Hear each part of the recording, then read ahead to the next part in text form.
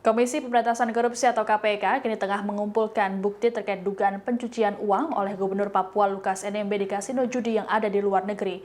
Untuk diketahui, dugaan aliran dana itu dibongkar oleh Pusat Pelaporan dan Analisis Transaksi Keuangan atau PPATK. Dilaporkan ada 12 temuan terkait aktivitas keuangan Lukas NMB, termasuk transfer senilai 560 miliar rupiah ke kasino judi.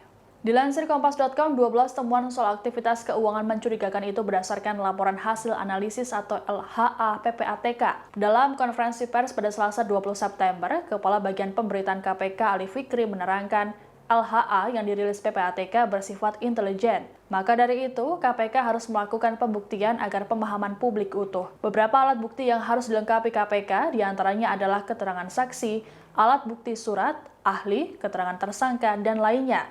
KPK pun akan menelusuri temuan PPATK itu lebih lanjut.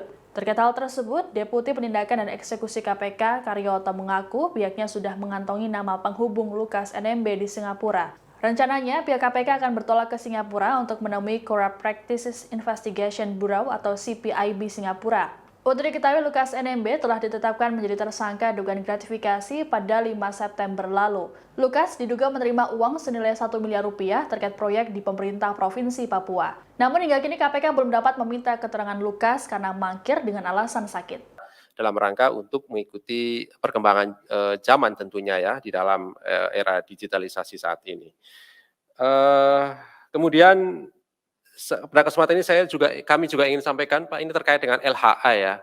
Tadi sudah dijelaskan oleh Pak Deputi, LHA adalah bersifat informasi. Jadi supaya tidak pemahamannya kita utuh ya, LHA itu bersifat informasi intelijen. Nah, KPK dalam ranah penyidikan itu tentu alat bukti. Nah, makanya kalau kemudian ada satu informasi terkait dengan laporan hasil analisis, maka berikutnya adalah dibuktikan.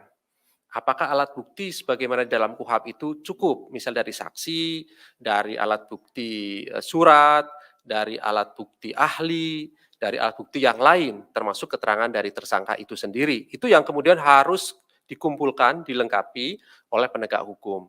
Jadi tidak serta-merta kemudian ketika ada informasi bahwa itu adalah betul adanya tindak pidana korupsi, misalnya seperti itu.